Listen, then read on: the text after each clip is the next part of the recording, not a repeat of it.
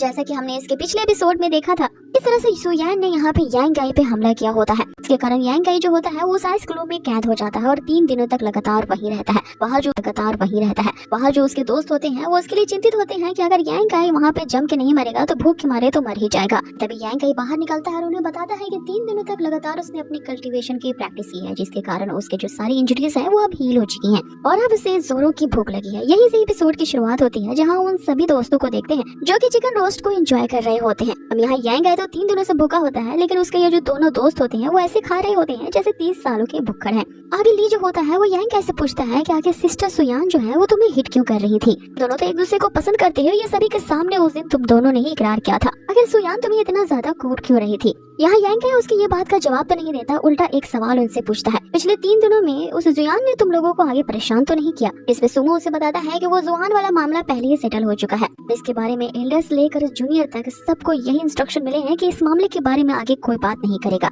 लेकिन ये हमारे सेकंड एल्डर यानी कि मेरे दादाजी के कारण नहीं हुआ है, ये तो सारी मेहरबानी उस बुढ़े मैंग की है। मेरे दादाजी ने तो तुम्हें जेल में जाने का पूरा बंदोबस्त कर लिया था, हालांकि उसने तो तुम्हें बचाने की कोशिश की, लेकिन जब उन्हें इस बात का पता चला कि सुयान तुम्हें बचाने के लिए जेल में उसने अटैक कर दिया है तो इस बात से वो गुस्सा हो गए और ये फैसला किया कि तुम्हें जेल में ही रहने दिया जाए। ठीक उसी समय वहाँ पे कॉन्स्टिट्यूशन हॉल का जो मैनेजर होता है वो ओल्ड मैंग आया, अपने साथ सिख लीडर के टोकन के साथ साथ उनका ऑर्डर भी लाया था। उन्हीं के ही ऑर्डर ने तुम्हें बचाया है। आगे वो बताता है कि वो जो ओल्ड मैंग है वो तो काफी ज्यादा मिस्टीरियस है, इसके तो सिख लीडर से भी अच्छे संबंध है, ये हमने आज ही जाना है। यहाँ तक कि मेरे ग्रैंडफादर को भी नहीं पता कि ओल्ड मैंग जो है वो अभी किस लेवल पे है। उसकी कल्टीवेशन के लेवल आज तक इस सेक्ट में एक गहरी मिस्ट्री बनी हुई है।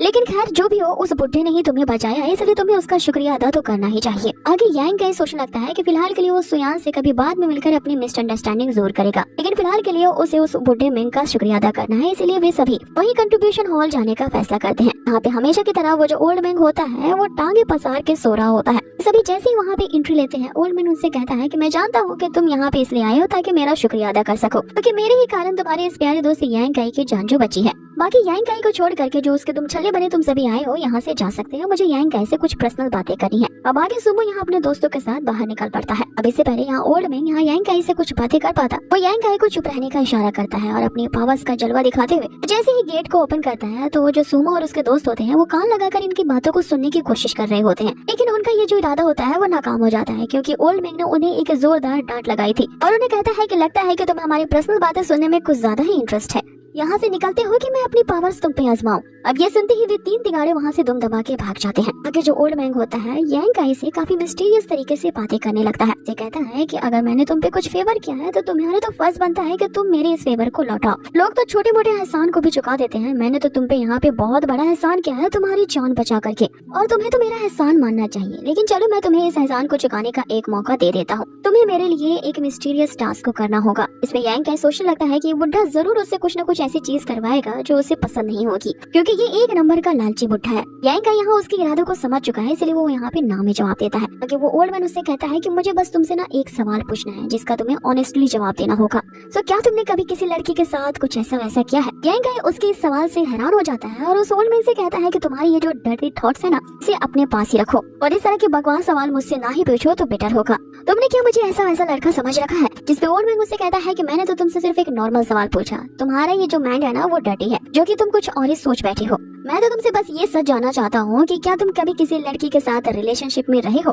तो इस सवाल में बुरा मानने वाली बात ऐसी क्या है? क्योंकि जो मैं तुमसे काम करवाना चाहता हूँ, मुझे इसके लिए इस सवाल का जवाब जानना जरूरी है।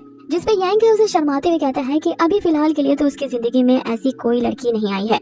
ये सुनते ही जो ओल्ड मैंग होता है वो जोर जोर से हंसने लगता है। उसे कहता है कि मैं जानता था कि तुम जैसा नौसिखिया तो ऐसा कर ही नहीं सकता। इसका मतलब है कि जो काम मैं तुमसे करवाना चाहता हूँ उसके लिए यहाँ पे एक चांस है। आगे यांग गाई उससे पूछता है कि ठीक है, मैं तुम्हारी मदद करने के लिए तैयार हूँ, लेकिन मुझे करना क्या होगा? जिसपे ओल्ड मैंग उससे कहता है कि ये काम सिर्फ तुम ही कर सकते हो, तुम्हारे अलावा तो इस वर्ल्ड में कोई ये काम कर ही नहीं पाएगा, क्योंकि मैंने तुम्हें आजमाने के लिए तुम्हारे कई टेस्ट मैंने लिए हैं, तुम उन सभी टेस्ट में पास हो चुके हो। अब यहाँ पे यांग गाई को समझ नहीं आ रहा होता है कि आखिर ये बुढ़ा उसे कौन से टास्क करने के बारे में कह रहा है। तो ओल्ड मैन मुझसे कहता है कि मैं तुम्हें बताऊंगा नहीं, मैं तुम्हें उसके पास ले जाऊंगा, इसी के बाद तुम्हें पता चलेगा कि आगे क्या करना है। अब ये लोग उसी ड्रैगन खाई के पास पहुँचते हैं, जहाँ पे लिंग शॉ पैविलियन के जो क्राइम करने वाले डिसाइपल या टीचर्स होते हैं उनको सजा दी जाती है, और ये वही जगह होती है जहाँ पे इस सेक्ट में सबसे ज्यादा यांग एनर्जी पाई जाती है। यहाँ पे आते ही यांग गाई अपने सामने सिया को देखता है और उसे देखते देखते ही पहचान जाता है कि ये तो वही लड़की है जो कि हर मुश्किल सिचुएशन में मेरा हमेशा साथ दिया करती है। हालांकि ये चुपके मुझ पे नजर रखा तो करती है, लेकिन मेरी मुसीबत में मदद भी किया करती है। यांग गाय ने उस लड़की सिया को यहाँ पे पहचान लिया था। इस पे ओल्ड मैंग उससे कहता है कि ये तो अब और भी अच्छी बात है कि तुम एक दूसरे को जानते हो। इस पे यांग गाय उससे कहता है कि सिया ने मेरी पास्ट में बहुत ही ज्यादा मदद की है और मुझे जब इसकी मदद करनी है तो मैं बिल्कुल तैयार हूँ, चाहे वो कोई भी काम हो। दूसरी तरफ सिया उसे देख करके काफी ज्यादा खुश हो जाती है, क्योंकि उसके दिल में तो यांग गाय के प्यार का फूल पहले ही पनप चुका होता है। आगे यांग गाय सिया की क्या मदद कर सकता है ये पूछने के लिए उसके पास जाता है, जिसपे सिया उससे कहने लगती है कि तुम यहाँ कुछ दिनों से नहीं आए और तुमने ये जो यहाँ पे सन फ्लेम सीड लगाया था इसके फ्रूट्स ग्रो हो गए, इसलिए मैंने तुम्हारे लिए यहाँ पे करके यांग फ्रूट्स को रिफाइन करके पिल्स बना दिया है। इन्हें रिफाइन करने के कारण इनकी जो एफिशिएंसी है बढ़ गई है, तुम इनका यूज अब कर सकते हो। यांग गाय तो उन पिल्स को देख करके काफी ज्यादा खुश होता है और सोचने लगता है कि सिया जानती थी कि वो यहाँ पे आके कल्टीवेशन करता है। उस दिन यांग गाय जो अपनी कल्टीवेशन की प्रैक्टिस नहीं कर पा रहा था, उस दिन सिया ने ही मदद की थी। ये जान करके यांग गाय और भी ज्यादा खुश हो जाता है और तब से लेकर आज तक यहाँ पे उसके ना होने के बावजूद भी जो सिया है उसके लिए इस सन फ्लेम फ्रूट की कटिंग कर रही है। अब आगे यांग गाय सिया के इस एहसान के बदले में उसे टुकुर टुकुर घूरने लगता है।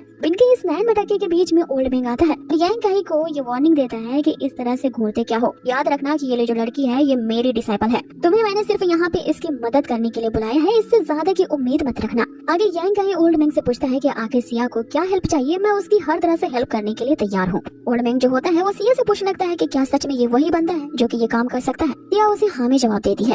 अब आगे ओल्ड मैन यहाँ बताना शुरू करता है कि चलो अब ज्यादा टाइम हमारे पास नहीं बचा है, जब तुम ही कैपेबल पर्सन हो तो तुम्हें मुझे सारी सच्चाई बतानी होगी।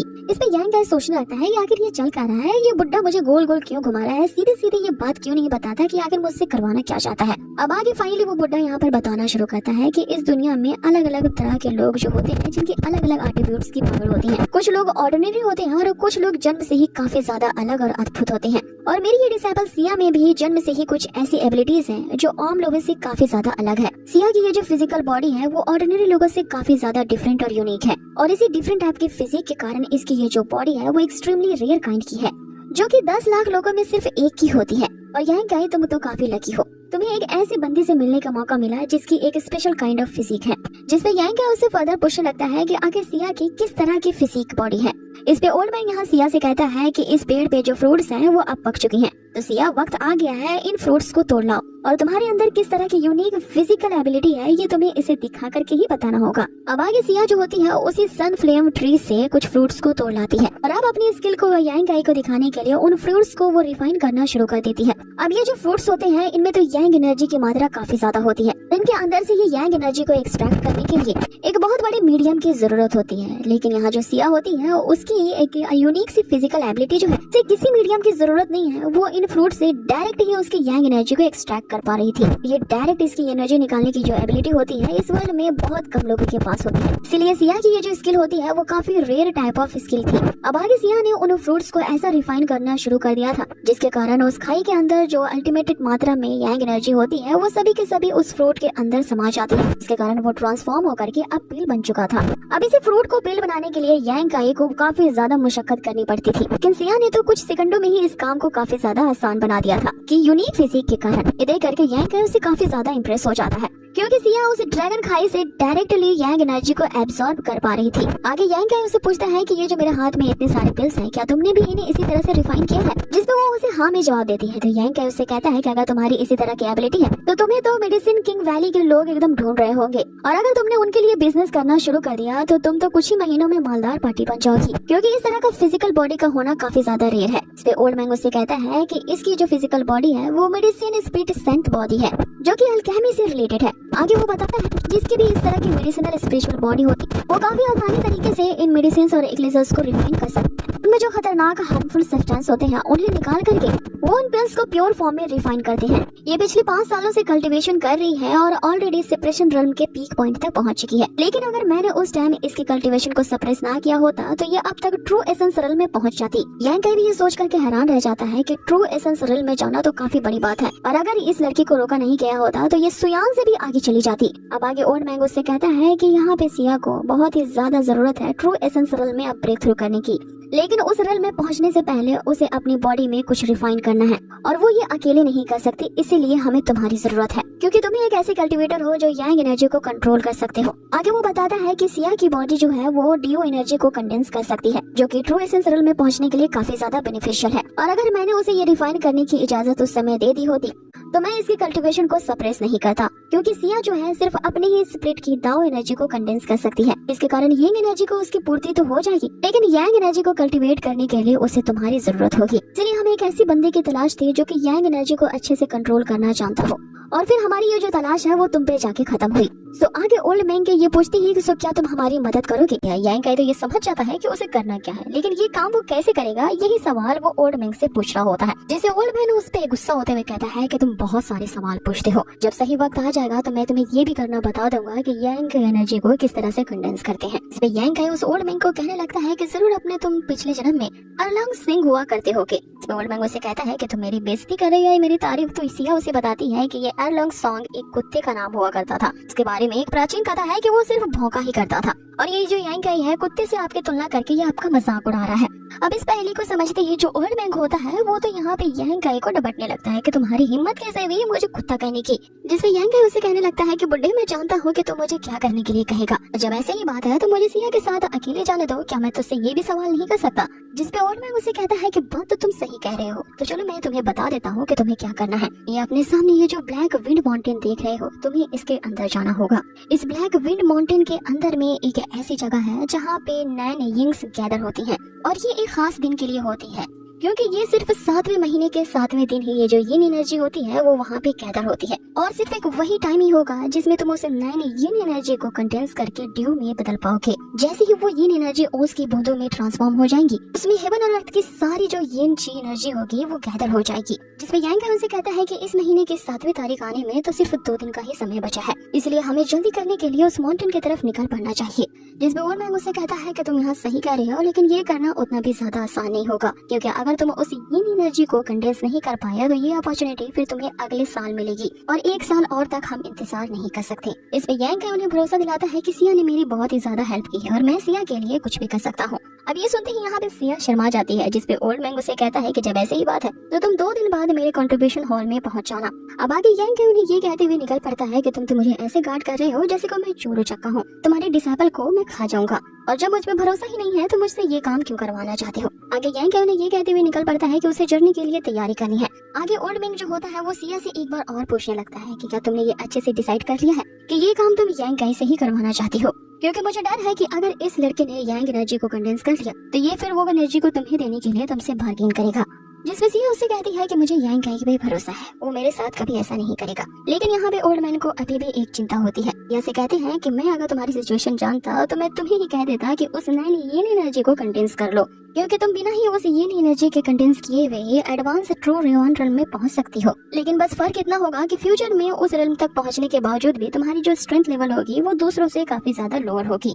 जिसपे सिया उनसे कहती है कि मैंने हर हाल में यांग काई को ऐसा करने के लिए सोच लिया है, क्योंकि ऐसा करते हुए मैं मास्टर आप की मदद करना चाहती हूँ कि यांग एनर्जी जितना ज्यादा प्योर होगी उतना ही ज्यादा हमारे लिए बेटर होगा। और मास्टर ने मेरी जो इतनी मदद की है, मुझे बचाया, मुझे पाल पोस के बड़ा किया, इसीलिए एक डिसाइपल होने के नाते मैं आपकी मदद इसी तरह से करना चाहती हूँ। जिसपे ओल्ड मैन मुझसे कहता है कि मुझे एक्चुअल में इसकी जरूरत नहीं है, क्योंकि मैं अपने फायदे के लिए तुम्हारी जान खतरे में नहीं डाल सकता, इसीलिए एक बार और सोच लो। मैंने उस लड़के को 2 दिन का रुकने का समय इसलिए दिया है ताकि तुम इस मामले में अच्छे से सोच सको। इस पे सिया उनसे कहती है कि मैंने ये डिसाइड कर लिया है, मैं यांग काई से नफरत तो नहीं करती, इसलिए अगर वो मेरे साथ ये काम करता है तो मुझे इससे कोई एतराज नहीं है। अब वहाँ ओल्ड मैन के ये कहते हैं कि आजकल के यंग लोगों को समझाना मुश्किल है, ये सीन नहीं पे कट होता है, और हमें यांग काई की कुटिया दिखाई जाती है जहाँ पे वो रात भर प्रैक्टिस करने में लगा होता है। यहाँ पे उसने जो पिछले दिनों में बहुत ही ज्यादा यांग एनर्जी खा ली होती है, इसके कारण अब उसकी बॉडी में बहुत ही ज्यादा एनर्जी एक्यूमुलेट हो रही थी। वो इसी एनर्जी का यूज करके अपनी कल्टीवेशन की प्रोसेस शुरू करता है। जैसे ही वो इस प्रक्रिया को शुरू करता है वो तुरंत ही अपने अनकॉन्शियस माइंड में चला जाता है। वहाँ पे उन 7 अलग अलग पत्थरों के बीच उसे पानी का एक बवंडर दिखता है। वो जो पानी होता है वो लगातार उछल के बाहर आ रहा होता है। जैसे ही वो पानी थोड़ा शांत होता है, यांग काई को उसमें बहुत सारे ड्रॉप्स ऑफ यांग एनर्जी के दिखते हैं। अब यांग काई जो होता है इन्हीं यांग ड्रॉप्स को एक साथ इकट्ठा करना शुरू कर देता है। उसने टोटल ये 40 ड्रॉप्स इकट्ठा कर ली होती हैं, जो कि पिछले दिनों यांग काई के बहुत सारे इक्लेजर्स और उस सन फ्लेम सीड के खाने की वजह से जमा हुई थी, और प्लस उसने कुछ पहले से ही फ्यू ड्रॉप्स को अपने बॉडी में सेव करके रखा था। वो सारी ड्रॉप्स एक जगह इकट्ठा होकर के एक बहुत बड़ी एनर्जी को जनरेट करती हैं, जो कि सीधा यांग काई के बॉडी में बिजली की तरह ट्रांसफर हो रहा था। जैसे ही वो सारी की सारी एनर्जी यांग काई के शरीर में चली जाती है, उसे अपनी बॉडी के अंदर एक बहुत ही झंझोड़ फील होता है, के कारण ये पेन उसके लिए बर्दाश्त करना काफी ज्यादा मुश्किल हो जाता है। लेकिन फाइनली उसने ये सारी एनर्जी को अपने बॉडी के अंदर एब्सॉर्ब कर लिया था और इस पेन को सहते हुए फाइनली अब काई युआन रेल्म के 4th लेवल तक पहुंच जाता है। इतनी जल्दी ही उसने ये जो अगले लेवल पे ब्रेक थ्रू कर लिया होता है, इससे यांग काई काफी ज्यादा खुश था और वो ये डिसाइड कर लेता है कि अब वो उस माउंटेन की जर्नी के लिए वो बिल्कुल तैयार है। अब आगे 2 दिनों के बाद का सीन दिखाया जाता है, जहाँ यांग काई कंट्रीब्यूशन हॉल उस ओल्ड मेंग से मिलने के लिए पहुंच चुका था। लेकिन वहाँ भी उसकी मुलाकात ओल्ड मेंग से नहीं बल्कि सिया से हो जाती है, क्योंकि बहुत ही सीक्रेटली तरीके से कंट्रीब्यूशन हॉल से बाहर निकल रही थी। आगे वो यांग काई को ये बहाना बनाते हुए बताती है कि हमारी जो ओल्ड मेंग है, उनकी जो पुरानी बीमारी है वो वापस आ चुकी है, इसीलिए वो सडनली क्रैश हो गए और अभी वो आराम कर रहे हैं, इसीलिए वो यहीं रह करके अपने आप को हील करेंगे, ऐसा उन्होंने डिसाइड किया है। यांग काई उसकी बात को सुन करके समझ जाता है कि ये यहाँ पे झूठ बोल रही है, लेकिन यांग काई को ये समझ में नहीं आ रहा था कि सिया तो कभी झूठ नहीं बोलती, लेकिन आज ऐसे क्या वजह है कि उसे मुझसे झूठ बोलना पड़ रहा है।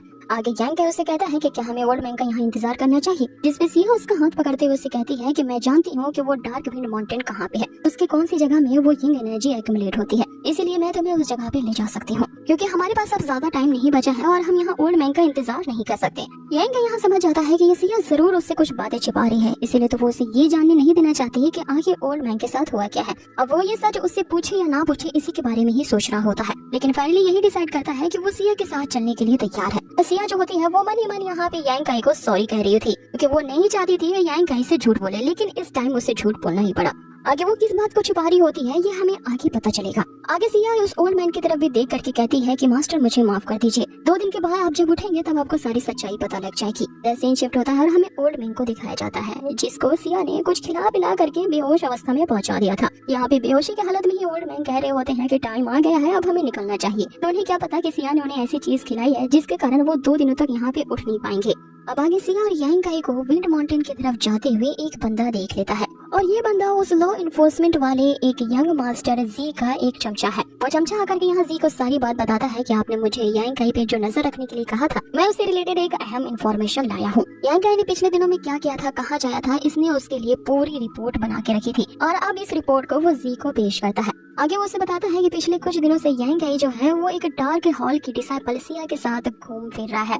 इस पे यहाँ जी सोचने लगता है कि आखिर उस सिया के साथ उसका क्या चक्कर चल रहा है, क्योंकि सिया तो मेरे लेवल की एक कल्टीवेटर है, आखिर वो यांग काई जैसे लो लेवल की कल्टीवेटर के साथ क्या कर रही है। और उसकी फिजिकल बॉडी इस तरह की है कि उसे अब तक एक कोर डिसाइपल नहीं बनाया गया है, और वो लड़की सिया तो कुछ ज्यादा ही अजीब है, और उसके साथ वो जो यांग काई घूम रहा है ये तो डबल अजीब हो गया, क्योंकि जरूर ये दोनों मिल करके कुछ नई खिचड़ी पका रहे होंगे। लेकिन मेरे लिए ये अपॉर्चुनिटी अच्छी है, क्योंकि जैसे ही ये मेरा दुश्मन लिंग शाओ सेक्ट से बाहर निकला है, मुझे इसे खत्म करने का एक चांस जो मिल गया है, ताकि मैं अपनी इस नफरत को रिलीफ दे सकूं, उसे अपने हाथों से खत्म करते हुए।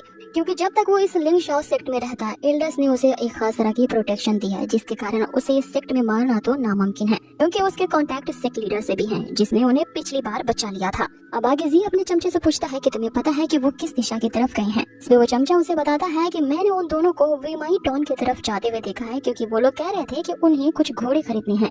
अब वो घोड़े इसलिए खरीद रहे होंगे कि हो सकता है कि उन्हें एक लंबी जर्नी पे निकलना हो, लेकिन एक्चुअल में वो किस जर्नी पे जा रहे हैं ये मुझे भी नहीं पता। जिसमें जी उसे कहता है कि तो फिर ठीक है, अब आए ना ऊंट पहाड़ के नीचे, जब ऐसी ही बात है तो अपने सारे भाइयों को इकट्ठा कर लो, चलो उनका पीछा करना शुरू करते हैं, और एक सुनसान जगह देखते हैं उस यांग काई का वहीं पर काम तमाम कर देंगे। जिसमें वो चमचा होता है सी को कहने लगता है कि ये सही आइडिया नहीं रहेगा, क्योंकि लिंगशाओ पैविलियन के एल्डर्स के अभी भी स्ट्रिक्ट ऑर्डर यही है, उन्होंने एक पीरियड ऑफ टाइम को सेट किया है, और इस टाइम के दौरान कोई भी यांग काई पे अटैक नहीं कर सकता। और अगर यांग काई को इस पीरियड ऑफ टाइम पे कुछ हो जाता है तो सारा शक आप पे ही जाएगा। जिसपे जी उनसे कहता है कि एल्डर्स ने मिल करके जो यांग काई को बचाने के लिए मीटिंग की थी, इस मीटिंग की मुझे कोई परवाह नहीं है, और तुम्हारी हिम्मत यहाँ पे जो कि तुमने मेरे फैसले को यहाँ काटने की कोशिश की है, कि वो अपने ही बंदे पे अटैक करता है, लेकिन वो बंदा इस अटैक को टॉच कर लेता है। डरते हुए ही सही उस जी को एक दूसरा आइडिया देता है, उसके कानों में कहता है कि यांग काई को गतान से मारने वाला सिर्फ आप ही नहीं है, यांग को मारने वाले तो बहुत सारे लोग मिल जाएंगे, क्योंकि यांग काई ने बहुत सारे लोगों से पंगा जो ले रखा है, उन्हीं में से एक नाम है उस लॉन्ग ज़ाइतियान के ग्रैंड सन लॉन्ग का, क्योंकि यांग काई जो है उस लॉन्ग की होने वाली बीवी के साथ कुछ ज्यादा ही घूम फिर रहा है, जिसका नाम मियार है, जिसके कारण वो लॉन्ग भी बस एक मौके की तलाश में है कि किस तरह से यांग काई को खत्म किया जाए। अभी लॉन्ग और नहीं बल्कि मियार के ही उसी ब्लडी बैटल गैंग का जो डिप्टी मैनेजर वो ग्रैंडपा लॉन्ग ज़ाइतियान था, का ग्रैंड सन लॉन्ग होता है, जिसके बारे में यहाँ पे जी उनसे पूछता है कि आखिर वो लॉन्ग इस यांग गाय को क्यों मारना चाहता है, जिसपे वो चमचा उसे बताता है कि वो जो यांग गाय है वो उसकी होने वाली बीबी मियार से कुछ ज्यादा ही चिपक रहा है इन दिनों, और उनके बीच क्या रिलेशनशिप है ये कहना काफी ज्यादा मुश्किल है। इसलिए उस लॉन्ग ने ये तो ये डिक्लेयर कर दिया है कि वो एक न एक दिन यांग गाय को खत्म करके ही रहेगा, और अगर हम ये इन्फॉर्मेशन उस लॉन्ग तक पहुँचा दें कि यांग गाय अकेला उन जंगलों की तरफ निकला है तो फिर उसे मारने का बीड़ा वो लॉन्ग उठा लेगा और हम सिर्फ खड़ी होकर के तमाशा देखेंगे। हमारा सांप भी मर जाएगा और लाठी भी नहीं टूटेगी, मतलब कि आपकी नफरत का बदला भी ले लिया जाएगा और आप पे कोई इल्जाम भी नहीं लगा पाएगा। ये आइडिया जी को पसंद आता है और वो सोचने लगता है कि ये यांग गाय तो कुछ ज्यादा ही प्ले बॉय टाइप का बंदा है। उसने एक टाइम में कितनी ही लड़कियों को अपना दीवाना बना रखा है जो कि उसके साथ घुमा फिरा करती हैं, और उसने मियार जैसी लड़की जो कि एकदम चुड़ैल है इसके साथ भी वो घूम फिर रहा है, तो उसके साथ तो यही होना चाहिए। इसलिए वो चमचा यहाँ पे आग में और भी ज्यादा घी डालते हुए बताता है कि उस लॉन्ग को हम ये भी खबर कर देंगे कि यांग गाय अपने साथ एक और बुलबुल को लेकर के घूम रहा है और वो बुलबुल को ज्यादा ही खूबसूरत है। अब वो लॉन्ग ठहरा एक नंबर का ठरकी। अब वो जरूर यांग गाय को मारने के लिए जाएगा तो, लेकिन सिया के पीछे पड़ जाएगा। जैसे ही वो यांग गाय के उस बंदी सिया पे हाथ डालेगा, यांग गाय से रहा नहीं जाएगा और इन दोनों के बीच एक घमासान फाइट शुरू हो जाएगी, और अगर इस फाइट में यांग गाय जीत भी रहा होगा तो हम उसे मार डालेंगे, जिसके मरने का पूरा इल्जाम उस लॉन्ग पे ही आएगा। यहाँ जी इस आइडिया पे भी अपने उस बंदे को शाबाशी देता है। उसे कहता है कि तो फिर देर किस बात की, जल्द से जल्द उस लॉन्ग को ये जाकर के खबर सुना दो कि यांग गाय अभी कहाँ पे है, लेकिन उसे ये भी बता देना कि यांग गाय के साथ जो लड़की है वो खूबसूरत की बला होने के साथ साथ उसकी जो स्ट्रेंथ है वो ली ही रल्म के पीक पॉइंट पे है, इसलिए उस लड़की को काबू करने से पहले उसे थोड़ी सावधानी बरतनी होगी, वरना पता चला कि वो जिस लड़की को काबू करने गया था उसे नहीं उसे ढेर कर दिया है। और उसकी इस इवल मुस्कान के साथ ही ये एपिसोड अब यही फिनिश होता है।